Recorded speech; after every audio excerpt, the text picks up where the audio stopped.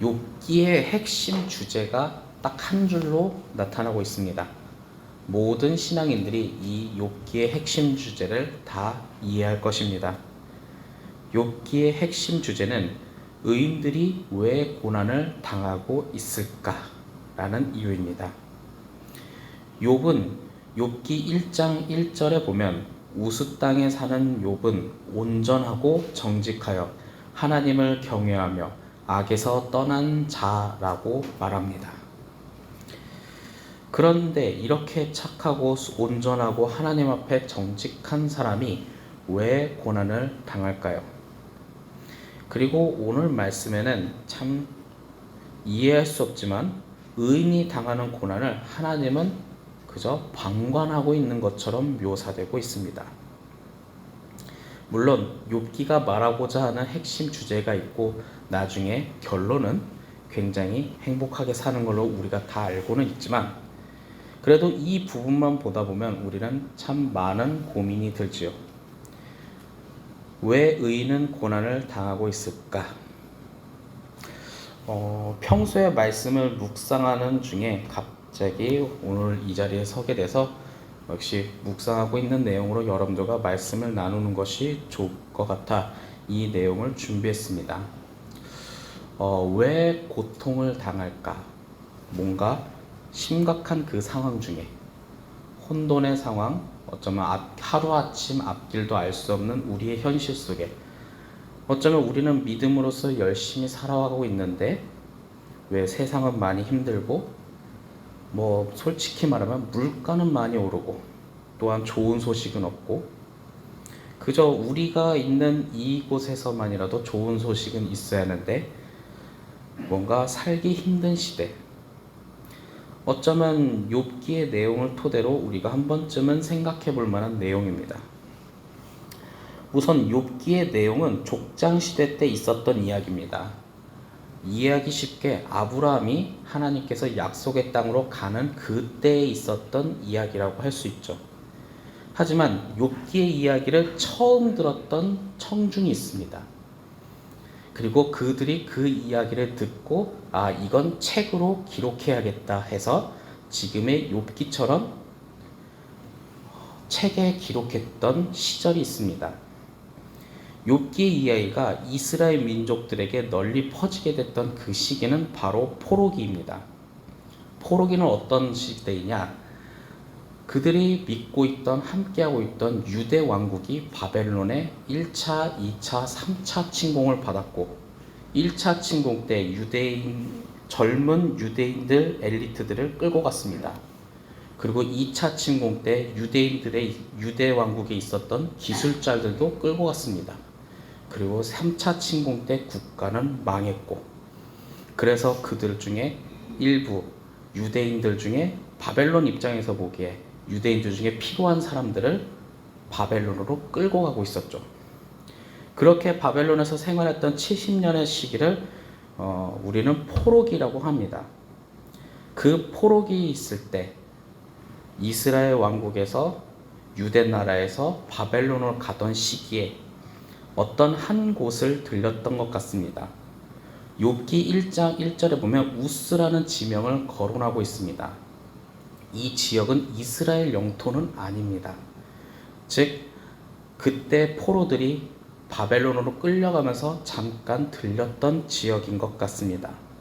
그때 그 우스라는 땅을 지나면서 하나님을 경외했던 욥의 이야기를 들었던 거죠. 유대인들이 강제로 바벨론으로 끌려갔을 때 우스 땅을 지날 때 나라를 잃어버렸던 그 민족들이 욥의 이야기를 들었습니다. 그들은 어떤 마음으로 욥의 이야기를 들었을까요? 유대인들은 자신들이 하나님과 함께하는 민족이라고 강하게 주장하고 생각하고 있었습니다. 그런데 그 국가가 멸망했으니 그 민족들은 이런 생각을 하겠죠. 하나님이 살아계시지 않나? 내가 믿고 있던 하나님은 없는 분인가? 왜 하나님이 살아계시다면 우리 유대 왕국이 멸망했을까? 이거는 21세기에 살아가는 우리들에게도 같은 질문을 합니다. 하나님께서 계시다면 어떻게 이렇게 될 수 있을까? 여러분들도 각자의 삶을 살다 보면 행복했던 시절도 있지만 너무 가슴을 치면서 어쩌면 내가 죽을 것 같은 고통 중에 있었던 고난의 시기도 분명히 있었을 겁니다.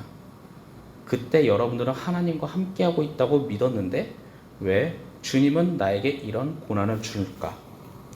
어쩌면 욥기의 가장 주제가 우리가 한 번쯤은 경험했던 이야기고, 그리고 이스라엘 민족들은 국가를 잃어버렸던 가운데 욥의 이야기를 들었습니다. 유대인들은 자신들이 멸망한 원인을 알고자 했습니다. 그렇게 해서 결론을 내린 건 하나님 앞에 범죄한 우상 숭배. 그래서 그들은 그것을 교육적으로 남기기에 책을 썼는데 그 역사책이 하나인데 사무엘 상하, 열왕기 상하입니다. 혹시 여러분들이 그 부분을 읽다 보면 사람들이 나쁜 짓을 하는데 그 나쁜 짓의 공통점은 우상 숭배였죠. 그렇게 하면서 우리가 실패한 것은 우상 숭배였으니 다시 하나님께 돌아가자는 생각으로 그때 역사가들은 그렇게 역사책을 만들었는데, 또 다른 어떤 사람들은 다른 위로가 필요했던 것 같습니다. 우스 땅을 지나면서 욥의 이야기를 책으로 집필했던 사람들, 그 사람들은 욥의 이야기를 통해 무언가를 위로받고 싶었던 것 같습니다. 욥이 당했던 고난이 그들이 당했던 고난과 굉장히 비슷했기 때문에. 이때 당시에 욥의 상황은 가장 부유한 사람입니다. 우리들이 굉장히 부러워할 정도로 부유했던 사람. 그런데 사탄의 탄압 때문에 가장 비참한 곳으로 나락으로 떨어진 사람입니다. 오늘 말씀에 보면 종들이 말하기도 전에 다른 종이 와서 절망적인 소식을 계속 알려줍니다. 여기 제가 또 읽으면서 또 한번 생각이 드는데 16절에 보면 하나님의 불이 하늘에서 떨어져 망했다고 합니다. 하나님의 불이라고 표현한 것 보면 이 모든 게 어쩌면 하나님은 존재하는 것인가라는 불평을 하고 있을지도 모릅니다. 욥은 하나님을 불평할 자격이 있는 사람이고, 그가 하나님을 원망했다 해서 우리가 그 욥을 뭐라고 할 수 없을 정도로 굉장히 고통 중에 있었습니다. 그런데 욥은 욥기 1장 21절에 보면 여호와의 하나님을 이름이 찬송을 받을지어다 라고 말합니다. 욥은 분명히 하나님께 원망할 자격이 있고 원망해도 우리가 뭐라고 말릴 수가 없습니다. 모든 걸 잃어버렸으니까요. 그동안에 일구었던 재물, 재산, 기업, 그리고 자녀들까지. 그런데 그는 하나님을 원망하지 않고 하나님을 찬양했습니다. 그렇다면 우리는 이 말씀 앞에 이런 질문을 다 할 수밖에 없죠. 왜 하나님을 찬양했을까? 그리고 가장 핵심적인 건 욥기 1장 22절에 보면 욥이 범죄하지 아니하고 하나님을 향하여 원망하지 않았다라고 합니다.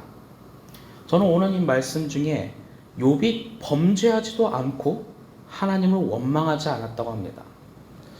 요즘 들어 좀 많은 화가 나기도 하고 슬픈 소식들이 정해집니다. 세상에 저도 생각지도 못했던 칼부림 사건도 일어나고요. 저 개인적으로는 그 사건을 보면서 미국에 있었던 총기 난사 사건과 비슷하지 않을까 생각이 듭니다.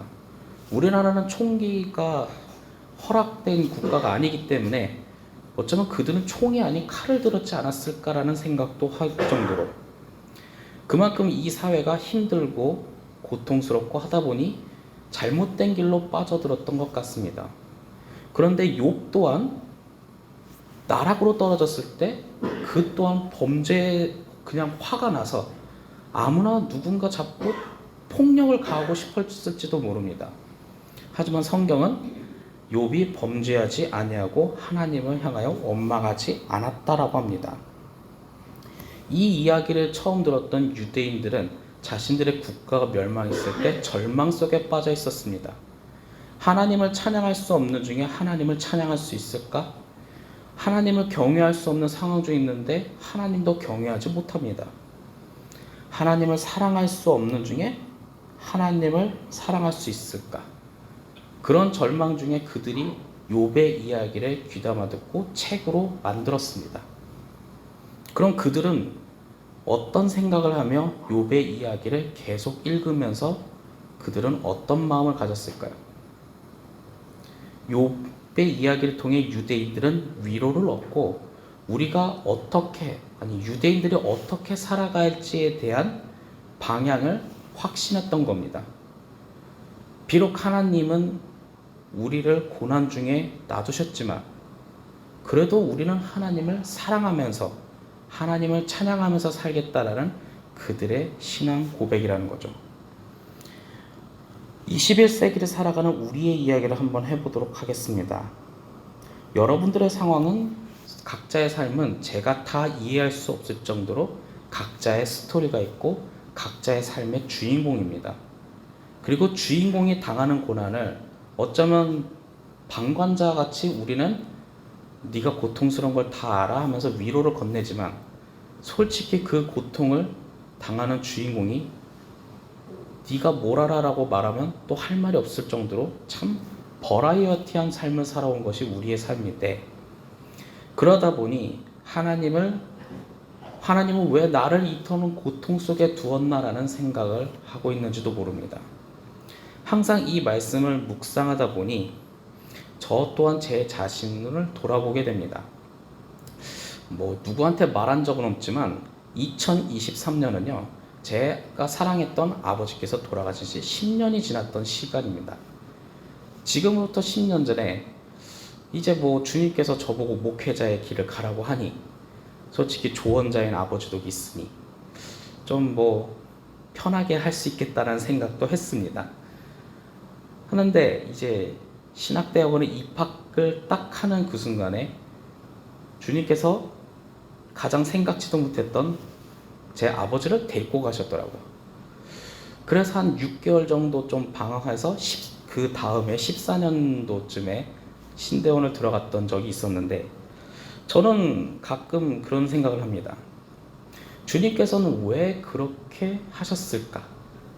아니 솔직히 직접 대면해서 이런 말로 묻고 싶기도 합니다. 굳이 이 방법밖에 없었습니까? 그런데 이 질문은요 제 아버지께서 살아계셨을 때 했던 질문이기도 합니다. 왜냐하면 제 아버지께서는 8살의 나이에 지금의 저의 할아버지를 하늘 품으로 보냈기 때문에 항상 아버지께서도 가끔 말씀 시간에 왜 굳이 그러셨을까라는 질문을 하고 싶을 때가 많았다고 합니다.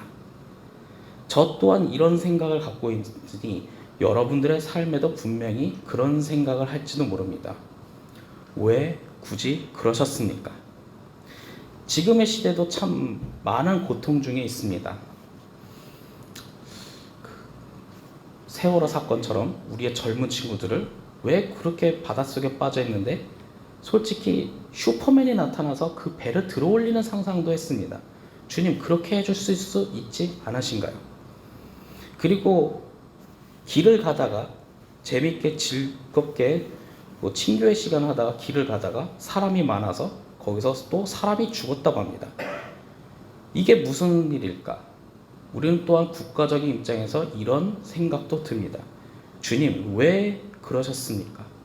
그때 주님께서 그냥 기적을 발휘해서 구해줄 수 있지 않았나 하는 생각도 하게 됩니다. 그럴 때마다 우리는 그런 예배를 하며 또한 주일날에 모이고 또한 기도를 합니다. 너무 이해할 수 없어서 그냥 그때 그 시절에 있었던 고통을 일부러 잊어버리려고 노력도 하기도 합니다. 욥의 이야기를 보면서 여러분들은 어떤 생각이 드십니까? 욥은 분명히 하나님을 원망하지 않았다고 합니다. 그가 가지고 있던 생각과 그가 가지고 있던 신앙은 어떤 신앙이었을까요? 또한 그들의 그 욥의 이야기를 책으로 남겼던 유대인들은 국가를 잃어버리고 삶의 터전도 잃어버리고 가족도 잃어버리고 그냥 우리 일제시대과 비슷하지 않았을까요? 근데 욥의 이야기를 하나님을 원망하고 싶은데 하나님을 원망하지 않았던 욥의 이야기를 기록하면서 후대에게 가르쳤습니다. 그들은 왜 그랬을까요? 그리고 나중에 우리가 성경책으로 정경화 작업을 할 때 그때 있었던 믿음의 사람들도 있습니다. 교회를 세우며 살아갔던 그 사람들은 어떤 사람이냐 하면 로마 제국의 탄압을 받았고요. 툭하면 로마 사람들이 와서 때리고, 툭하면 콜로세움에 던져버리고, 툭하면 사자굴에 던져버리고, 그 콜로세움 안에서 사람과 사람끼리 싸우라고 하는 건 좀 이해가 돼요. 왜냐? 굶주린 사자와 딱 단둘이 남겨놓고 사람들은 낄낄거리며 웃고 있는데, 이런 절망적인 상황에서 어떻게 하나님을 찬양할 수 있겠습니까? 근데 그들은 또한 욥기의 이야기를 계속 가지고 있으면서 그것을 읽으며 그들이 결단을 합니다. 하나님을 찬양할 수 없는 중에 하나님을 찬양해야겠다. 그리고 하나님을 경외할 수 없는 중에 하나님을 경외해야 한다. 요한복음에 이런 내용이 있습니다. 내가 주님 안에, 주님이 내 안에. 어떤 사람이 말하더라고요. 왜 굳이 그런 절망적인 상황이 있었을까? 하나님은 방관하고 있었을까? 아니요. 내가 주님 안에, 주님이 내 안에 있기 때문에 내가 고통스러울 중에 내가 몰라서 있지, 하나님은 그때 나와 함께 하면서 함께 고통을 당하고 있었습니다. 누군가가 또 물었더라고요. 왜 세월호 사건 중에 하나님은 뭐 하고 있었을까? 아니요. 하나님 안에 내가 있고 내 안에 하나님이 계시기 때문에 하나님은 그때 같이 물에 빠지신 겁니다. 여러분들이 고통당한 중에 어쩌면 욥기의 이야기는 하나님이 방관하는 것 같지만 그때 하나님은 여러분들과 함께 그 자리에서 눈물을 흘리고 있다는 사실입니다. 그저 하나님은 위에서 군림하는 군주와 같은 분이 아니라 동등한 입장에서 여러분들과 항상 동행하며 살아가고 있다는 사실이죠. 저는 새벽 기도에 대해서 이렇게 항상 생각합니다. 오늘 하루의 시작을 주님의 말씀으로 시작하기 때문에 오늘 하루도 주님과 동행하기를 간절히 갈구합니다. 여러분들의 삶은 오늘 하루 어떻게 될까요? 물론 장례식장 가기 위해서 또한 저와 함께 많은 왔다 갔다 하는 긴 시간을 차 안에서 많이 보내신 분들도 있겠지만, 그래도 각자의 삶을 살아갈 때 우리는 항상 잊고 있는 게 있습니다. 하나님은 우리를 방관하는 것처럼 그냥 버려두는 것이 아니라 내가 하나님을 고백하면서 살아가는 한순간 한순간이 쌓일 때 주님은 나와 동행한다는 사실이죠. 그리고 또한 내일을 살아가면서 더욱더 주님의 말씀을 생각하며 어쩌면 그 고통을 우리의 힘으로 삼아 또한 하루를, 내일을, 그리고 하나님 나라를 확장시키며 살아갈 수 있습니다. 오늘의 말씀 중에 그저 한 사람이 고통당했다, 한 사람이 사랑할 수 없을 때 하나님을 사랑했다라는 것으로 끝나는 것이 아니라 그것이 바로 여러분들의 이야기가 되기를 원하며, 그럴 여러분들 안에 주님과 항상 함께하는 삶을 확신하며 살아가기를 소망합니다. 그럴 때 우리가 바로 성도이며 그리스도인이기 때문이며 또한 함께 교회를 세우며 하나님 나라를 확장시키며 살아갈 수 있기 때문입니다. 많이 힘들지도 모릅니다. 그 힘든 거 저도 조금은 알기 때문이죠. 하지만 주님은 나를 사랑하며 나와 함께 눈물을 흘렸던 분이며 나와 함께 오늘 하루를 함께 살아간다는 것을 잊지 않기를 소망합니다. 그것이 오늘 하루를 믿음으로 살아갈 수 있는 여러분들의 원동력이 될 것입니다. 우리가 끊임없이 하나님을 사랑하는 한 교회의 성도와 그리고 하나님 나라를 확장시키며 살아갈 수 있기를 간절히 축원합니다. 기도하겠습니다. 사랑의 하나님, 참으로 감사합니다. 오늘 이 말씀 중에 참 감사하기 힘들지만 그래도 감사하며 고백하는 사람들이 있습니다. 세상 사람들은 그 행동을 바보라고 할지도 모르지만 우리는 그것을 가지고 믿음에 확신하며 주님과 함께함을 느끼고 살아갑니다. 오늘 하루도 우리는 삶을 살아갑니다. 세상 속에서 하나님 나라를 확장시키며 하나님의 사랑을 내가 받았던 사랑을 그대로 세상 사람들에게 나눠주며 살아갑니다. 그럴 때 여러분, 우리가 힘들고 어렵지만 이 욥기의 이야기를 토대로 우리가 더욱더 힘을 얻으며 살아갈 수 있기를 소망합니다. 그렇게 살아갈 수 있도록 성령과 능력과 지혜와 용기를 부어주시옵소서. 또한 주님 앞에 작은 예물을 드렸습니다.